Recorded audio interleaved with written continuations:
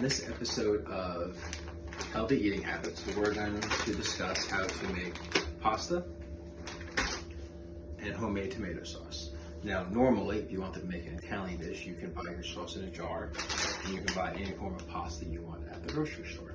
That's a great option. We're going to spruce things up a little bit, and we're going to make this entirely from scratch. But first, talking about when you buy jars of sauce at the store, one thing you do need to be aware of, besides the expiration date on the jar, is the lid. If you can go like this with any of your fingers on the lid and there's no noise, that's a good sign. The jar was not opened and it's safe to eat. If you touch this and you feel a thump or you feel an air pocket and it moves, that means the jar was previously opened, air got inside. Bring it up to the cashier or the store manager so they can dispose of it. Thank you. The first step of making any good Italian sauce is to put olive oil into your pot. Once we do that, we're going to want to flavor it. So we have fresh ground black pepper, basil, oregano, garlic powder, and bay leaves. I cook a lot, so I have all of these in separate containers. However, there's something called Italian seasoning, which has all of these rolled into one container about this big. That brand is from Kroger, and it's $1 if you wanted to buy that. If not, all of these alone cost between $5 to $6 to buy them all separately. So, the basic spices, besides the ones that we previously talked about, are garlic and shallots.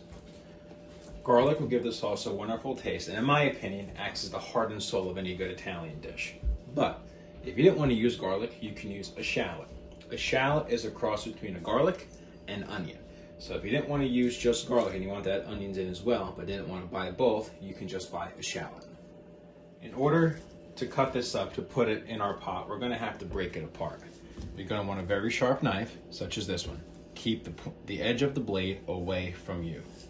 Put it on top of the garlic, and with your palm, give it a good smack. We're going to take out however much garlic we need. In this case, I like a lot of garlic, so we're going to do 4 cloves. You take your clove, again, sharp point of the knife away from you. On top of the garlic, with your hand, hit it again. You'll notice it peels apart very easy and very quickly.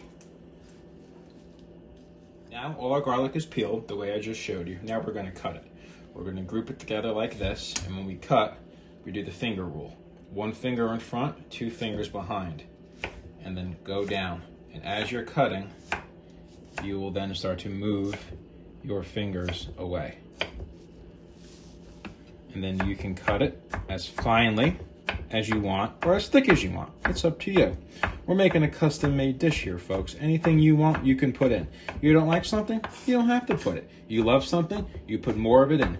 It's all up to you, completely customizable and a lot of fun, and more importantly, equally delicious. The first step in making any pasta dish is to start up with your pot of water. You're going to put cold water into the pot and turn the stove on high or medium. In order to make the water boil faster, we're going to add your basic kosher salt. Any kind of salt will do as long as it's a kosher salt. We're going to dump a little bit of it into the water. Reason being, when salt enters a pot of boiling water, it reduces the temperature of what the water can boil. Therefore, your water will boil sooner at a lower temperature.